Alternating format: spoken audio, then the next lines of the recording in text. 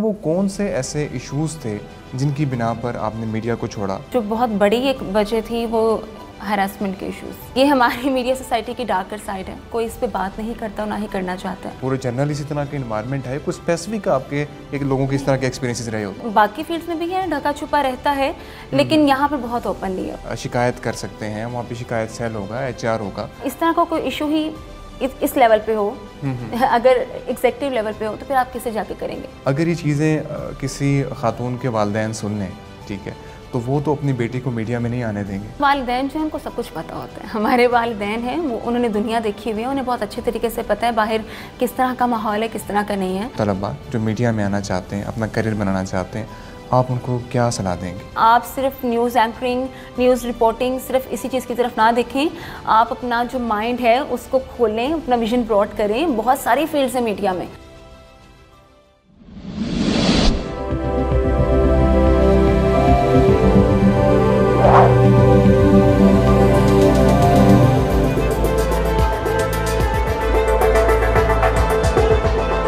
अस्सलाम वालेकुम ख़वातीन व हज़रात, मैं शुएब इमाम एक नए इंटरव्यू के साथ हाज़िर खिदमत हूँ। दोस्तों, हम में से अक्सर लोग ऐसे हैं जो मीडिया चैनल्स पर काम करने को तरजीह देते हैं, ऑन स्क्रीन आने को अपना ख्वाब समझते हैं। मगर ऐसा क्या है कि बहुत से ऐसे लोग जो ऑन स्क्रीन भी आते हैं, जिन्होंने एंकरिंग भी की, जिन्होंने रिपोर्टिंग भी की, जिन्होंने बड़े बड़े मीडिया चैनल्स पर काम भी किया, उन्होंने ये तमाम तर चीज़ें छोड़ दी। आखिर क्या वजह है कि उन्होंने इन सब चीज़ों को छोड़ा? आइए आपकी मुलाकात करवाते हैं मोहतरमा मरियम फ़याज़ साहबा से, जिन्होंने इन तमाम तर चीज़ों को खैरबात कहा और लेक्चररशिप को तरजीह दी। बहुत बहुत शुक्रिया मैम आपकी तशरीफ़ आवरी का, आपने टाइम निकाला हमारे लिए। मैम, आपने एंकरिंग भी की, न्यूज़ कास्टिंग भी की, रिपोर्टिंग भी की, 4 से ज़्यादा मीडिया चैनल्स में काम भी किया, 4 साल का आपका तजर्बा है मीडिया में काम करने का। मगर वो कौन से ऐसे इश्यूज़ थे जिनकी बिना पर आपने मीडिया को छोड़ा या खैरबात कहा, और अभी आप एक लेक्चरर के तौर पे अपने फ़राइज़ सर अंजाम दे रही हैं, एक टीचर के तौर पे अपने फ़राइज़ सर अंजाम दे रही हैं? लोग तो मीडिया में आने के बाद मीडिया को नहीं छोड़ते, ठीक है, आपने एक टीचर बनने को, लेक्चरर बनने को क्यों तरजीह दी? अच्छा, सबसे पहले तो मैं आपके सवाल का जवाब दूंगी कि मैंने क्यों छोड़ा। बहुत सी वजूहात थी। नो डाउट मुझे बहुत मज़ा आया है, मैंने बहुत अच्छे तरीके से काम किया मीडिया में, जितना टाइम भी काम किया है। लेकिन जो बहुत बड़ी एक वजह थी वो हरासमेंट के इश्यूज़। बदकिस्मती से ये हमारी मीडिया सोसाइटी की डार्कर साइड है, कोई इस पे बात नहीं करता और ना ही करना चाहता है। और अगर कोई कर भी ले तो जो बात करे, कोई फीमेल अगर बात करे तो उसी को गलत समझा जाता है। तो वहाँ पर इश्यूज़ ये हैं कि मुझे ऐसा लगता है कि बहुत जो गलतियाँ हैं वो ख़वातीन की भी हैं। हमारे नए बच्चे आते हैं, 20 एज की उम्र में लड़कियाँ आ जाती हैं, ठीक है, वो कहती हैं हमने बहुत जल्द यहाँ से यहाँ पहुँचना है। ठीक है, ये बहुत गलत परसेप्शन है, ऐसा नहीं होना चाहिए। आपको मेहनत करनी है, और आपको मेहनत जब करनी है तो आपको कोई शॉर्टकट वे नहीं देखना। आप मेहनत करके आपको 10 साल लगे, आपको 12 साल लगे, आप पहुँचे वहाँ पर। बहुत से एंकर्स हैं, बहुत से जर्नलिस्ट ऐसे मैं उनको जानती हूँ जिनको बहुत बहुत टाइम लगा है यहाँ तक पहुँचने में। लेकिन अब जो आती हैं लड़कियाँ, वो कहती हैं हमने बहुत जल्दी शॉर्टकट, जब वो ढूंढती हैं ना तो फिर वो गलत तरफ जाती हैं। जब कोई एक इस तरह करेगी तो ऑब्वियस सी बात है, जो वहाँ पर मर्द हजरात है वो कहते हैं अगर एक ऐसी है तो बाकी भी ऐसे हैं। तो ये इश्यूज़ बहुत ज़्यादा है वहाँ पर। आपकी शिफ्ट्स में फिर आपको तंग किया जाता है अगर आप नहीं बात मानते हैं, अगर आप नहीं उनकी जो भी उनकी डिमांड्स होती हैं अगर आप नहीं मानते हैं तो आपकी शिफ्ट्स में तंग किया जाता है, आपको आपकी बिला वजह गलतियाँ निकाली जाती हैं। सर्वाइव करना एक खातून के लिए बहुत मुश्किल हो जाता है। पहले से ही वो बहुत मुश्किल से घर से निकलती है अपने, लेकिन उसके बाद फिर जब इस तरह के इश्यूज़ होते हैं तो वो बहुत मुश्किल से सर्वाइव करती है। तो मेरे लिए भी बहुत मुश्किल हो गया था इन सब चीज़ों के साथ सर्वाइव करना। तो मैंने सोचा कि नहीं भाई, पहले इज़्ज़त है उसके बाद पैसा है। तो फील्ड्स और भी हैं, मैं और भी फील्ड ज्वाइन कर सकती हूँ, जैसे कि भी आपने बताया भी कि मैं एज ए विजिटिंग लेक्चरर काम कर रही हूँ, तो मुझे बड़ा मज़ा आ रहा है वहाँ पर काम करने में। बहुत एक रिस्पेक्टफुल सी एक फील्ड है, वहाँ पर रिस्पेक्ट आपको दी जाती है, और कोई इस तरह का मैंने अभी तक कोई इस तरह का मसला वहाँ पर नहीं देखा। तो मुझे यही था कि नहीं, जहाँ पर इज़्ज़त हो वहाँ पर काम करें, चाहे आपको पैसे कम मिले, लेकिन आपको काम इज़्ज़त के साथ करना चाहिए। बिल्कुल ठीक। तो जो नए आने वाले हैं, जिनके जिस तरह आप बात करी हैं, तो जो नए आने वाली लड़कियां हैं, लड़के हैं, लोग हैं, वो तो इस तरह डिमोटिवेट हो जाएंगे। तो कहा जाता है कि मतलब ताली दोनों हाथों से बजती है। हाँ जी, ठीक है, तो अगर आप ठीक हैं तो आपके लिए फिर भी करियर में जो है वो अपॉर्चुनिटीज़ नहीं होती, या लोग सिर्फ जल्दबाजी के चक्कर में तमाम तर चीज़ें करते हैं? नए बच्चों की बात की आपने, मैं फिर वही बात करूंगी कि एक गलत परसेप्शन ले ली गई है। शोबिस और मीडिया को मर्ज कर दिया गया है। शोबिस एक समथिंग एल्स और मीडिया इज समथिंग एल्स, दोनों बिल्कुल डिफरेंट इंडस्ट्रीज़ हैं। तो इन दोनों को मर्ज करना सबसे बड़ी जो एक गलत परसेप्शन है वो ये है, ये नहीं होना चाहिए। इसी वजह से जो नए बच्चे हैं वो सिर्फ एक चार्म देखते हैं, एक ग्लैमर देखते हैं कि इस दुनिया में बहुत ज़्यादा ग्लैमर है, बहुत चार्म है, हम फेमस हो जाएंगे, सिर्फ यही चीज़ देखते हैं। उसके पीछे आपकी स्टडीज़ ठीक है मैटर करती हैं, आपका जनरल नॉलेज, आपका करंट अफेयर कितना स्ट्रॉन्ग है, ये सब बहुत मैटर करता है। आपका शोबिस में ये सब चीज़ें इतना मैटर नहीं करती हैं। यहाँ पर आपकी स्टडीज़, आपका जनरल नॉलेज, आपका करंट अफेयर सबसे ज़्यादा मैटर ये करते हैं। आपको बात करने का आपका अंदाज़ क्या है, आपका तलफ़्फ़ुज़ कितना अच्छा है कितना नहीं, ये सब मैटर करता है। तो मैं यही कहूँगी कि आप जो नए बच्चे हैं वो आएँ, डिपार्टमेंट्स नो डाउट भरे हुए हैं मीडिया के बच्चों से, अब एडमिशन्स बहुत ज़्यादा हो रहे हैं, लेकिन नहीं पता कहाँ जाना है, क्या करना है। बच्चों का सिर्फ ये होता है कि हमने सिर्फ ऑन द कैमरा ही काम करना है। तो मैं कहती हूँ ये ऑप्शन नहीं है, ऑप्शंस और भी बहुत सारी हैं। मीडिया में जब हम लोग स्पेशलाइजेशन कर रहे होते हैं तो वहाँ पर इलेक्ट्रॉनिक मीडिया है, प्रिंट मीडिया है, PR है, एडवर्टाइजिंग है, मार्केटिंग है, और अब तो डिजिटल मीडिया भी है। अब तो ये भी जो एक नई फील्ड है ये मुतारिफ़ करवा दी गई है डिपार्टमेंट्स में, यूनिवर्सिटीज़ में। तो अब तो बहुत ज़्यादा फील्ड्स हैं, तो फिर इसी तरफ क्यों आना है? PR की तरफ भी जा सकते हैं आप, मार्केटिंग की तरफ भी जा सकते हैं, बहुत बड़ी फील्ड्स हैं ये। PR में अगर देखा जाए तो गवर्नमेंट की बहुत सारी अपॉर्चुनिटीज़ PR की आती हैं, मार्केटिंग की बहुत फील्ड्स हैं, बहुत कंपनीज़ हैं मार्केटिंग की, प्राइवेट भी हैं और गवर्नमेंट लेवल पे भी ये जॉब्स आती हैं। तो पैसा भी बहुत है, अगर पैसे की बात की जाए कि आपने पैसा ज़्यादा कमाना है तो इन फील्ड्स में भी पैसा बहुत है। तो सिर्फ एक ही तरफ ना जाएं, आप और भी अपनी साइट्स देखें और भी देखें आप कहाँ जा सकते हैं, कहाँ काम कर सकते हैं। फिर अगर इन सब की तरफ नहीं जाना, डॉक्यूमेंट्री प्रोडक्शन है, बहुत अच्छी फील्ड है, आप यहाँ पे भी जा सकते हैं। लेकिन बच्चे बस यही कहते हैं हमने या तो न्यूज़ एंकर बनना है, रिपोर्टिंग की तरफ तो बहुत कम आते हैं, न्यूज़ एंकरिंग की तरफ आते हैं क्योंकि चार्म बहुत है ना, स्क्रीन पर नजर आते हैं, तैयार हुए होते हैं एंकर्स बहुत ज़्यादा और बहुत अच्छे लग रहे होते हैं, तो बस वही एक चार्म है, उसकी वजह से बस ये सारा मैसअप क्रिएट हुआ है। बिल्कुल ठीक। अच्छा, ये जनरल जो चीज़ें आपने बताई हैं इन्वायरमेंट की, तो क्या ये तमाम तर मीडिया चैनल्स में लागू होती हैं? पूरे जनरल इसी तरह के इन्वायरमेंट है, कुछ स्पेसिफिक आपके एक लोगों के इस तरह के एक्सपीरियंसेस रहे होते हैं? नहीं, सब जगह ऐसा नहीं है इन्वायरमेंट। मैंने बहुत सी जगहों पे भी काम किया है, जगह मुझे बहुत अच्छा इन्वायरमेंट मिला है, मैंने बहुत अच्छे तरीके से अपना जितना भी टाइम गुजारा है बहुत अच्छे तरीके से गुजारा है। सब जगह ऐसा नहीं है और सब जगह सब लोग भी ऐसे नहीं है। सब अगर कहीं पर अच्छे लोग हैं वहाँ बुरे लोग भी हैं, और ये हर फील्ड में, ये सिर्फ मीडिया में नहीं है। बस मसला ये है मीडिया में ओपनली बहुत है, अगर कोई कर रहा है मतलब अगर बुरे लोग हैं जो ऐसा माइंडसेट रखते हैं तो वो बहुत ओपनली कर देते हैं। तो बाकी फील्ड्स में भी है, ढका छुपा रहता है, लेकिन यहाँ पर बहुत ओपनली है, बहुत ओपनली बातें होती हैं, बहुत ओपनली डिमांड्स की जाती हैं, आपसे ना माना जाए तो फिर तंग किया जाता है। लेकिन इसका तरीक़ाकार भी तो कोई होगा, आप शिकायत कर सकते हैं, वहाँ पे शिकायत सेल होगा, HR होगा, उन्हें बताया जा सकता है कि इस तरह कुछ लोग गलत करना चाह रहे हैं, कुछ इस तरह के हमें थ्रेट्स दिए जा रहे हैं, इसका भी तो कुछ सोल्यूशन तो होगा। अच्छा, आपने शिकायत की बात की, वहाँ पर कोई सेल होगा, ऐसा है चैनल्स, कुछ चैनल्स में है पूरी कमेटी बनी हुई है, वहाँ पर अगर कोई हरासमेंट के इश्यूज़ होते हैं ना आपको, तो आप वहाँ जाकर कंप्लेन करें अगर, तो फिर पूरी कमेटी बैठती है, उस पर इन्वेस्टिगेशन होती है और फिर जो भी जिसने भी ये किया हो उसको सज़ा भी दी जाती है, तो निकाल दिया जाता है या उसकी जो पोस्ट है उससे हटा दिया जाता है। ये चीज़ें हैं, बहुत अच्छे बड़े बड़े चैनल्स हैं वहाँ पर ये चीज़ें हैं, लेकिन बहुत से चैनल्स हैं वहाँ पर ये नहीं है। अब मसला ये है कि अगर इस तरह का कोई इशू ही इस लेवल पे हो, अगर एग्जेक्टिव लेवल पे हो, तो फिर आप किससे जाके करेंगे, आप किससे बात करेंगे? अगर चले वहाँ पर नहीं है, अगर नेशनल लेवल पर भी होता है, तो अगर आप जाके शिकायत कर भी देते हैं ना, तो वो जो उनकी अपनी कम्युनिटी होती है ना, वो डिफेंड करते हैं एक दूसरे को बहुत ज़्यादा। ठीक है। उल्टा क्या होता है, वो आपको तंग करने लग जाते हैं, आपकी शिफ्ट्स में तंग करने लग जाते हैं, आपकी टाइमिंग्स में तंग करते हैं, फिर आपकी बिला वजह आपको डिग्रेड किया जाता है सबके सामने। तो जहाँ पर आपकी रिस्पेक्ट नहीं होती, फिर वहाँ पर रहना, वहाँ पर काम करना, वहाँ बहुत मुश्किल हो जाता है। देखिए, आप काम वहाँ करते हैं जहाँ आपको मज़ा आता है, आप जब जो भी काम कर रहे हैं आपको जब मज़ा आ रहा होता है ना, आप बहुत अच्छे तरीके से काम करते हैं, आपकी परफॉर्मेंस बहुत अच्छी होती है। लेकिन जब आपको डिग्रेड किया जाता है ना, तो फिर आपका मोरल जो है वो बहुत डाउन हो जाता है। बिल्कुल ठीक। चलिए, ये तो थोड़ा सा हमने डार्कर साइड की बात करी, जनरली ओवरऑल जो ख़ास तौर पे ख़वातीन फेस करती हैं। सीखने को क्या कुछ मिला आपको, किस तरह आपकी लर्निंग रही, किस तरह के फेसेस से आप गुजरी? सीखने को मुझे बहुत कुछ मिला है। मैं City 42 से मैंने स्टार्ट किया था और मैंने एज ए रिपोर्टर स्टार्ट किया था, वो मेरी पेरेंट ऑर्गेनाइजेशन है, मैं अभी भी इस चीज़ को मानती हूँ। मैंने वहाँ से बहुत कुछ सीखा और बहुत सबसे अच्छी चीज़ उस इदारे की कि वो इंटरनली वो इतनी अच्छी ट्रेनिंग करवा देते हैं ना आपको, कि जब आप बाहर जाते हैं ना, आप कोई बंदा अगर काम करे ना कैमरे के सामने, पीछे खड़े वो लोग जो मर्जी बात कर लें, आपकी ट्रेनिंग इतनी स्ट्रॉन्ग होती है, आपका ध्यान नहीं हटता। अब जैसे मैंने स्टार्ट किया तो मेरी ऑफिस में ही, जब मैं अपने ट्रेनिंग पीरियड में थी, तो मेरे एक टीचर हैं, मैं भी उनको मतलब बहुत ज़्यादा ऑन करती हूँ, ताहिर खान साहब उनका नाम है। तो उन्होंने इतनी अच्छी ट्रेनिंग दी थी कि वो पीछे मैं कैमरे के सामने बोल रही होती थी, वो पीछे ना कैमरे के पीछे 3-4 लोगों को खड़ा कर देते थे कि हुटिंग करो इस पर, क्योंकि जब ये बाहर जाएगी ना इस पर हुटिंग होगी। लड़कों के साथ ये मामला नहीं होता, ख़वातीन के साथ ये मामला होता है। अगर ये अभी से स्ट्रॉन्ग हो जाएगी ना तो ये बाहर जाके इसको मसला नहीं होगा। और ऐसा ही हुआ जब मेरा पहला एज लाइफ था, मुझे याद है मैंने उर्दू बाज़ार में किया था जाकर, 14 अगस्त के हवाले से किया था। तो वहाँ पर इतनी हुटिंग हुई थी, इतनी हुटिंग हुई थी, जो कोई फ़र्क नहीं पड़ा। मेरी ट्रेनिंग बहुत अच्छी हुई थी।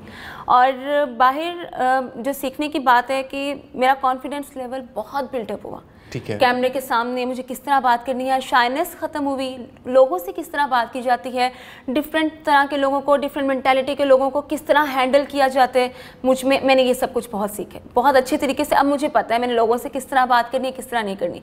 तो ये सब मैंने वहाँ से सीखे। और रही बात आपके कॉन्फिडेंस लेवल की, मैं आपसे शेयर करती हूँ कि जब मैं रिपोर्टिंग कर रही होती थी फील्ड में, तो मैंने इतने पानी में भी काम किया हुआ है जाकर, बारिश के इतने पानी में भी खड़े होकर मैंने एज लाइव किया हुआ है। लोग बहुत हुटिंग करते थे, ये लड़की क्या कर रही है, मतलब बैकवर्ड सीरियस में जाना ना, वहाँ पर आपको पता है हमारी सोसाइटी किस तरह की है, बहुत हुटिंग होती थी। लेकिन आप यकीन करें मैंने ना तो कभी किसी बात का जवाब दिया, ना ही मैंने कभी माइंड किया। मुझे पता है हमारी सोसाइटी की मेंटालिटी कैसी है, बहुत मुश्किल से बर्दाश्त करते हैं अगर लड़की कोई काम कर रही है, बहुत मुश्किल से बर्दाश्त। कॉन्फिडेंस दिया इन तमाम चीज़ों ने आपको बहुत ज़्यादा। अच्छा मैम, जिस तरह की बातें आपने भी बताई हैं, हमें जनरली जो भी इन्वायरमेंट होता है, लर्निंग के बारे में भी आपने बताया, अगर ये चीज़ें किसी खातून के वालिदैन सुन लें, ठीक है, तो वो तो अपनी बेटी को मीडिया में नहीं आने देंगे। आप क्या कहेंगे इस बात?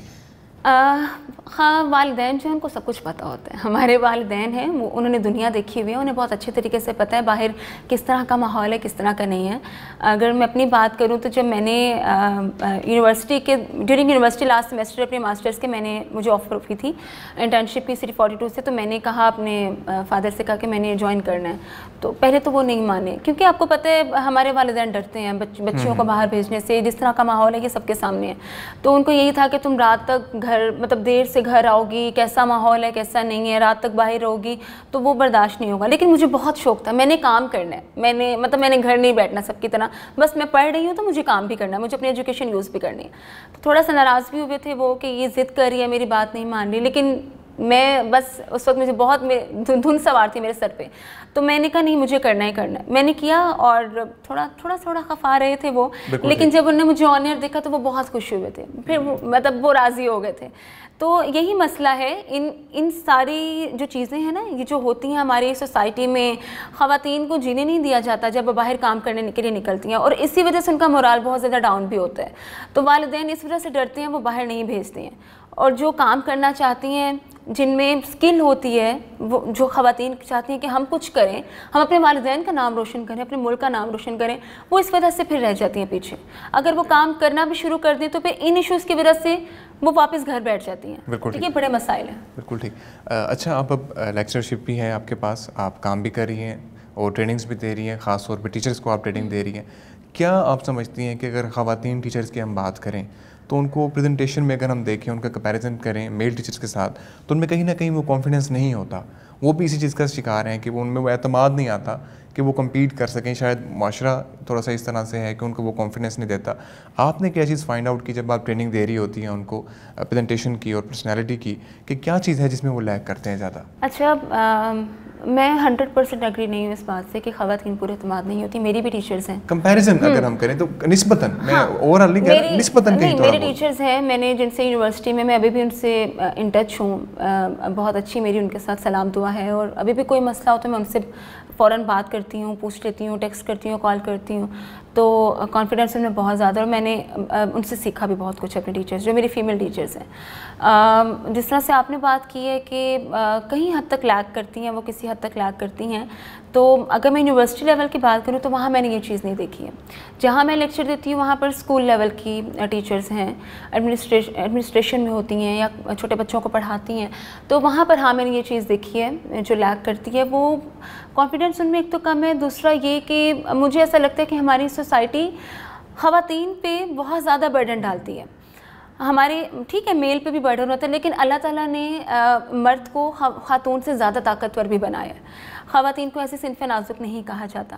तो मसला ये है कि घर के बहुत सारे मसाइल होते हैं, अगर आप घर को भी देख रही हैं, आपने बाहर आकर भी काम करना है। तो मैं ऐसा समझती हूँ कि आप अपनी पर्सनल लाइफ को, अपनी प्रोफेशनल लाइफ को एक तो टोटली आपको अलहदा रखना चाहिए। आपको, मैं वहाँ पर भी जब लेक्चर देती थी तो मैं यही कहती थी कि आप घर से आ रही हैं ना, तो अपने घर के सारे मसाइल को छोड़ के आएँ। आपने वहाँ पर आना है, अपने बच्चों को पढ़ाना है। बच्चे आपको आइडियलाइज़ करते हैं, वो आपसे सीखना चाहते हैं। अगर आप अपनी किसी ना किसी टेंशन में रहेंगी, आप अगर मतलब अपनी सोचों में रहेंगी, आपका दिल नहीं करेगा पढ़ाने का, तो बच्चे आपसे क्या सीखेंगे। और दूसरा मुझे ऐसा लगता है कि सोसाइटी की, जिस तरह आपने बात की है, तो हमारी सोसाइटी भी बहुत ज़्यादा बाएतमाद नहीं करती है ख़वातीन को।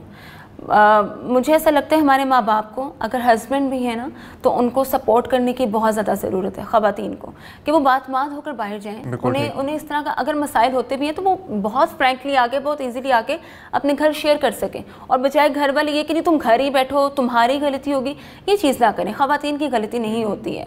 हमारी सोसाइटी में बहुत गंदे लोग हैं। हम सोशल मीडिया पर भी देखते हैं किस तरह के वाक़यात हो रहे हैं, ये सब क्या चीज़ें हो रही हैं।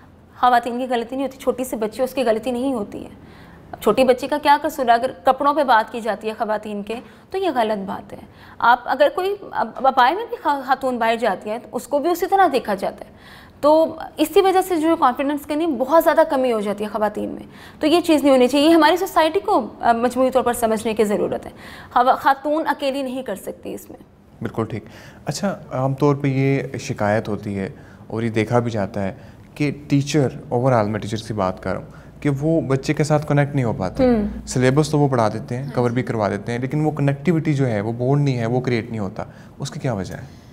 मसला यही है कि हमारा एजुकेशन सिस्टम जो आजकल का, मैंने ये चीज़ देखी है कि एजुकेशन को भी अब कारोबार की तरह लिया जाने लगा है। पहले जो टीचर्स थे उन्हें पैसों से इतना मतलब नहीं होता, वो कह रहे थे हम बच्चों को सिखाएं, क्योंकि इन्होंने मुस्तकबिल बनना है कंट्री का, तो हम इनको सिखाएं। अब मसला ये कि अब इस एजुकेशन को भी बिज़नेस बना दिया हुआ है।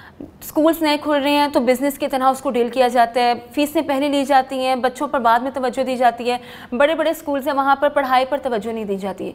सिर्फ 2-4 वर्ड्स इंग्लिश के सिखा देते हैं, बस ये बच्चे ने, माँ बाप सुन लेते हैं बच्चा हमारा इंग्लिश बोल रहा है, ठीक है हमारा बच्चा बहुत अच्छा पढ़ रहा है। तो मुझे ऐसा लगता है कि एक तो इस चीज़ को ठीक करने की ज़रूरत है कि खुदारा इसको कारोबार की तरह ना पढ़ाएँ। क्योंकि अब देखिए बच्चे आगे फिर कॉलेज लेवल में जाते हैं, जब यूनिवर्सिटी लेवल पर जाते हैं, फिर उसके बाद जब प्रोफेशनल लेवल पर जाते हैं, तो उनमें कॉन्फिडेंस की बहुत ज़्यादा कमी होती है। उनके टीचर्स उनको वो कॉन्फिडेंस नहीं देते हैं। टीचर सिर्फ आते हैं, उन्होंने पैसे लेने हैं, आते हैं, पढ़ाते हैं, चले जाते हैं। उनको कोई मतलब नहीं है बच्चे ने सीखा है नहीं सीखा, बच्चे का मसला क्या है, बच्चा किस बैकग्राउंड से आ रहा है। हो सकता है उसको घर में कोई मसला हो, वो मेंटली तौर पर वहाँ पर अटेंटिव नहीं है क्लास में, लेकिन टीचर्स ध्यान नहीं देते हैं। तो सबसे बड़ा जो मैं कहती हूँ, आपने जो ये पॉइंट रेस किया है, उसकी सबसे बड़ी वजह ये है कि सिर्फ पैसे से मतलब अब होने लग गया टीचर्स को। अब टीचर्स को अपने प्रोफेशन से वो लगाव नहीं है, वो जज्बा नहीं है उनमें, सिर्फ पैसा कमाना है उन्होंने। तो ये चीज़ नहीं होनी चाहिए। आप जज्बे के साथ पढ़ाएं। मैं कहती हूँ आप टीचर्स अपनी सक्सेस स्टोरीज, अपनी इवन के उनकी फेलियर स्टोरीज हैं वो भी शेयर करें बच्चों के साथ, ताकि बच्चे जो है वो कनेक्ट करें आपके साथ। बच्चों को पता हो कि नहीं अगर हम ऐसा करेंगे तो हमें ये फेस करना पड़ेगा, अगर हम मेहनत करेंगे तो हम इस मकाम पर पहुंच जाएंगे, लेकिन ऐसा नहीं होता। बिल्कुल ठीक। अच्छा, टीचर जो होता है वो किसी ना किसी तरह से बच्चे की इंस्पिरेशन होता है। तो एक टीचर की पर्सनैलिटी किस तरह से होनी चाहिए, ख़ासतौर पर अगर हम ख़वातीन की सिर्फ बात करें तो उसका अटायर किस तरह से होना चाहिए कि वो पुरवकार भी लगे और उसके साथ साथ उनकी एक पावर लुक लगे? अच्छा, मैं जब भी पढ़ाती थी, मतलब पढ़ा रही हूँ कम्युनिकेशन और प्रेजेंटेशन स्किल्स पे, तो मैं इस चीज़ पे भी लेक्चर देती थी कि आपकी जो प्रेजेंटेशन है ना वो भी बहुत अच्छी होनी चाहिए। आप घर से आ रहे हैं तो आपको वेल प्रिपेयर होकर होना चाहिए। आपकी ड्रेसिंग बहुत बावकार होनी चाहिए, चाहे वो मेल है चाहे वो फीमेल है, आपकी ड्रेसिंग बावकार होनी चाहिए। आप जब लेक्चर देती हैं तो उससे पहले जब आप क्लास में एंटर होती हैं ना, तो बच्चों का सबसे पहले जो नज़र है वो आपकी जो अपीयरेंस है उस पर जाती है। अगर वो बच्चों को अट्रैक्ट करती है तो बच्चे भी बहुत अच्छे तरीके से आपको सुनते हैं, आपको देखते हैं, आपको समझते हैं। तो सबसे पहले तो आपके जो अपीयरेंस है वो बहुत अच्छी होनी चाहिए। आपको तैयार होकर उछड़े हुए हाल में आप ना आ जाएँ, उठ के स्कूल में, कॉलेज में, यूनिवर्सिटी में, आपको वेल प्रिपेयर होकर आना चाहिए ताकि आप बच्चों की नज़रों को अच्छा लगे। उसके बाद सबसे बड़ी बात, वेल प्रिपेयर होकर आपको आना चाहिए। अगर आप तैयारी करके नहीं आ रहे हैं, आप उसी तरह उठ के आ गए और बच्चों को ठीक है हम पढ़ के लेक्चर दे देंगे, नहीं। मेरे एक टीचर थे, 70 ईयर्स उनकी एज होगी, तो उन्होंने हमें बताया कि वो आज भी आज भी वो अपना लेक्चर तैयार करके आते हैं, कितने साल हो गए उनको पढ़ाते हुए, लेकिन वो कहते थे मैं अभी भी लेक्चर अपना प्रिपेयर करके जाता हूँ कि कोई चीज़ ऐसी ना रह जाए जो मुझे ना पता हो, बच्चे मुझसे पूछें। क्योंकि अब देखिए टेक्नोलॉजी का दौर है, मुझे ऐसा लगता है कि स्टूडेंट्स को हमसे ज़्यादा पता होता है। बिल्कुल ठीक। यूट्यूब सर्च करना, गूगल पे सर्च करना, वो हमसे ज़्यादा जानते हैं। तो कोई ऐसी चीज़ जो वो आपसे पूछे जो आपको ना पता हो, तो फिर वहाँ पर आपकी सुखी होनी है, क्योंकि टीचर को ही नहीं पता। तो मुझे ऐसा लगता है आप अप टू डेट होना चाहिए आपको टेक्नोलॉजी से भी, आपको सब पता होना चाहिए। गूगल पे आपको हर चीज़ सर्च करनी चाहिए, क्योंकि बच्चे बहुत ज़्यादा सर्च करते हैं। हम लोग उतना टाइम नहीं अपना देते हैं टेक्नोलॉजी को जितना बच्चे देते हैं। इंस्टाग्राम, फेसबुक, ट्विटर अकाउंट्स, इन सब पे बहुत ज़्यादा एक्टिव होते हैं, टीचर्स उतने ज़्यादा एक्टिव नहीं होते। तो ये एक्टिव होने की ज़रूरत है ताकि बच्चे अगर आपसे पूछें तो आपको उस चीज़ का पता हो। और अगर आपको नहीं भी पता, मैं ये चीज़ भी वहाँ पर कहती हूँ, अगर आपको नहीं भी पता तो आप उसको हैंडल कर सकते हैं। आप ये कहें ठीक है मैं भी कल इसको देख कर आऊँगी, फिर इस पर हम मिलकर डिस्कस करेंगे, तो उससे आपको भी सीखने का मौका मिलता है। ऐसा नहीं है आप सारी ज़िंदगी सीखते हैं, आप अपने छोटे से भी सीख सकते हैं, आप अपने बच्चों से सीखते हैं। अब मुझे बहुत सी चीज़ों का नहीं पता, मैं अपने छोटे भाई को कहती हूँ कि तुम ये बताओ इसको कैसे करना है, इसको कैसे करना है, बहुत सी चीज़ों का नहीं पता होता, तो आप सीखते हैं, आपकी सीखने की उम्र रहती है। तो सबसे पहले तो मैंने आपसे वही बात किया, पेरेंट्स आपकी होनी चाहिए, आपको वेल प्रिपेयर होकर आना चाहिए। अब जो जदीद दौर के तकाजे हैं आपको उनको समझने की ज़रूरत है, ताकि बच्चे अगर आपसे पूछें तो आपको पता हो। अच्छा, जब भी हम बात करते हैं टीचर की, तो वो क्लासरूम में एक लीडर के तौर पे सामने होता है। तो एक लीडर को, एक टीचर को किस तरह की बॉडी लैंग्वेज इस्तेमाल करनी चाहिए, अपनी प्रेजेंटेशन में किन चीज़ों का इस्तेमाल लाजमी तौर पे करना चाहिए? सबसे पहले तो आपकी जो बॉडी लैंग्वेज है ना, वो बहुत ज़्यादा कॉन्फिडेंट होनी चाहिए। आपको यूँ नहीं, मैं ये चीज़ें भी वहाँ पर ज़ाहिर कम्युनिकेशन स्किल्स हैं, उसमें वर्बल नॉन वर्बल दोनों आ जाती हैं। तो सबसे पहले तो है आपकी जो नॉन वर्बल कम्युनिकेशन है वो भी बहुत ज़्यादा स्ट्रॉन्ग होनी चाहिए। आपके जेस्चर्स, आपकी आई टू आई कांटेक्ट आपका होना चाहिए सबके साथ। इस साइड पे नहीं आपने देखना, ओवरऑल सब बच्चों पे, तो सबको पता हो कि हम सबसे मुखातिब हैं। जो हमारे टीचर हैं या जो भी हमारे मेंटोर हैं वो हम सबसे मुखातिब हैं। आपका आई टू आई कांटेक्ट होना चाहिए, और सबसे बड़ी बात कि आपको उनको भी इन्वॉल्व करना चाहिए। सिर्फ ये नहीं कि आप आए, लेक्चर दिया और आप चले गए, नो। अब ये सब नहीं होता और ना ही ऐसा चलता है। तो मुझे ऐसा लगता है कि स्टूडेंट्स को भी आपको 50% अगर आप बोल रहे हैं, आप लेक्चर दे रहे हैं, तो 50% आपको उनको भी इन्वॉल्व करना चाहिए अपने डिस्कशन में। थ्रू क्वेश्चंस आप इन्वॉल्व कर सकते हैं, आप क्वेश्चंस करें उनसे, या आप उनसे कहेंगे आप अपना ओपिनियन दें, आप इस पर क्या कहते हैं। तो अगर इन्वॉल्वमेंट होगी तो मुझे ऐसा लगता है लर्निंग प्रोसेस बहुत ज़्यादा होगा। कुछ चीज़ें आपको नहीं पता, अगर आप कुछ भूल भी जाते हैं, स्टूडेंट्स अगर आपसे पूछते हैं तो वो भी चीज़ें क्लियर हो जाती हैं, जो नहीं पूछते उनको भी क्लियर हो जाती हैं। इन्वॉल्वमेंट इससे बहुत ज़्यादा बढ़ती है। और फिर कॉन्फिडेंट आपको इतना होना चाहिए कि अगर आपसे कोई क्वेश्चन भी पूछते हैं, अगर आपको नहीं भी आता तो आपको घबराना नहीं है, आपकी बॉडी लैंग्वेज इतनी कॉन्फिडेंट हो। और एक और चीज़ होती है, टीचर या कोई भी मेंटोर है वो एक ही जगह पर आपके खड़े रहते हैं, वहीं पे दिया खड़े होकर लेक्चर दिए, नहीं, आप जाएं, आप उनके बीच में खड़े हों, उनसे जाके बात करें, ताकि उनको पता चले कि नहीं हमसे बात हो रही है और हमने अटेंटिव रहना है। तो इससे लर्निंग प्रोसेस बहुत ज़्यादा होता है। एक आखिर में आपकी तरफ से कोई पैगाम अगर आप देना चाहें, वो क्या हो सकता है, जो ख़ास तौर पे वो तलबा जो मीडिया में आना चाहते हैं, अपना करियर बनाना चाहते हैं, आप उनको क्या सलाह देंगी? मैं अभी जो मीडिया के हालात हैं, मैं बहुत ओपनली उस पर बात करूँगी कि मीडिया के हालात अभी बहुत ख़राब है। डाउन साइजिंग बहुत ज़्यादा हो रही है, पे कट बहुत ज़्यादा हो रहा है, और मुझे ऐसा लगता है कि अगले 5 से 6 साल तक ये हालात ऐसे ही रहेंगे। और एडमिशन तो रुकेंगे नहीं। मैथ मीडिया में, मैथ कम्युनिकेशन में, इलेक्ट्रॉनिक मीडिया में बच्चे हर साल बहुत ज़्यादा आते हैं यूनिवर्सिटीज़ में, और बहुत सारे ख्वाब लेकर आते हैं। उनकी बहुत सारे आइडियलाइजेशंस होती हैं उनकी, बहुत से एंकर्स उनको आइडियलाइज़ करते हैं वो कि हमने भी इस मकाम पर पहुंचना है। तो मैं कहूँगी कि 5 साल तक तो बहुत मुश्किल है, और अगर आपने आना भी है तो बहुत ज़्यादा तैयारी करके आएँ कि अगर आपको सफ़र भी करना पड़े, अगर आपको थोड़ा बहुत मुश्किलें बर्दाश्त करनी भी पड़े तो आप कर लें, आपको मतलब आप घबराएं नहीं। दूसरी बात ये कि सिर्फ ये चीज़ ना देखें कि हमने ऑन स्क्रीन ही काम करना है, बैक स्क्रीन भी बहुत सारा काम है, बहुत सारी फील्ड्स हैं, बहुत सारे डिपार्टमेंट्स से आप काम कर सकते हैं, और आप बहुत नाम भी कमा सकते हैं, आप बहुत पैसा भी कमा सकते हैं। डिजिटल मीडिया, अब इलेक्ट्रॉनिक मीडिया से हट के अब डिजिटल मीडिया, ये जो नई टर्म आई है, और आप देखें कि बहुत ज़्यादा अब लोग इसमें जा रहे हैं, बहुत इन्वॉल्वमेंट हो रही है लोगों की, और हमारी जो यूथ है ख़ासकर वो बहुत ज़्यादा इस तरफ, उनका जो रुझान है बहुत ज़्यादा है। तो मुझे मुझे ऐसा लगता है कि सिर्फ आप इलेक्ट्रॉनिक मीडिया की तरफ जो स्टूडेंट्स हैं उनको नहीं जाना चाहिए, डिजिटल मीडिया की तरफ भी जाएं, उसमें स्पेशलाइजेशन भी करें। इसका बहुत ज़्यादा आगे फ्यूचर है डिजिटल मीडिया का। और सेकेंडली ये पीआर की फील्ड, जैसे मैंने पहले भी बात की है, पीआर, मार्केटिंग, एडवर्टाइजिंग की फील्ड, बहुत सारी फील्ड्स हैं। आप सिर्फ न्यूज़ एंकरिंग, न्यूज़ रिपोर्टिंग, सिर्फ इसी चीज़ की तरफ ना देखें। आप अपना जो माइंड है उसको खोलें, अपना विजन ब्रॉड करें। बहुत सारी फील्ड्स हैं मीडिया में। मास कम्युनिकेशन की बहुत बड़ी फील्ड है, कम्युनिकेशन इटसेल्फ ये बहुत बड़ी फील्ड है। तो आप अपने आप को मतलब तैयार करें कि अगर आपको वहाँ मौका नहीं मिलता तो आप दूसरी जगह जाकर काम कर सकते हैं। क्योंकि हमारा अलमिया ये, मीडिया में जो लोग काम करते हैं उनको कोई और काम आता भी नहीं है। जो न्यूज़ एंकर्स हैं या न्यूज़ रिपोर्टर्स हैं, बहुत सारा टाइम जब वो गुजार लेते हैं ना, फिर वो कहीं और काम करने के काबिल नहीं रहते हैं। वो उनके पास एक ही चीज़ है, एक ही हुनर है, एक ही सलाहियत है, उनके पास वही है। वो ऑन द कैमरा बहुत अच्छा काम कर सकते हैं, बहुत अच्छा बोल सकते हैं, लेकिन back screen, behind the camera वो उतना अच्छा परफॉर्म नहीं कर सकते हैं। तो नए आने वाले जो स्टूडेंट्स हैं, मेरा उनको यही मैसेज है कि आप फुली प्रिपेयर होकर आएँ। अगर आपने ऑन स्क्रीन काम करना है, आप वो ट्रेनिंग आपको मिल जाती है, लेकिन back screen, behind the camera जितने भी डिपार्टमेंट्स हैं, आप उसकी तरफ अपना रुझान रखें। उसमें बहुत बहुत ब्राइट फ्यूचर है। बहुत बहुत शुक्रिया मैम तशरीफ़ आपने टाइम निकाला हमारे लिए। मैं उम्मीद करता हूँ नए आने वाले जो मीडिया को करीब से देखना चाहते हैं उन सबके लिए इंटरव्यू इंतहाई मुफीद साबित हुआ होगा। इंटरव्यू देखने का बहुत बहुत शुक्रिया।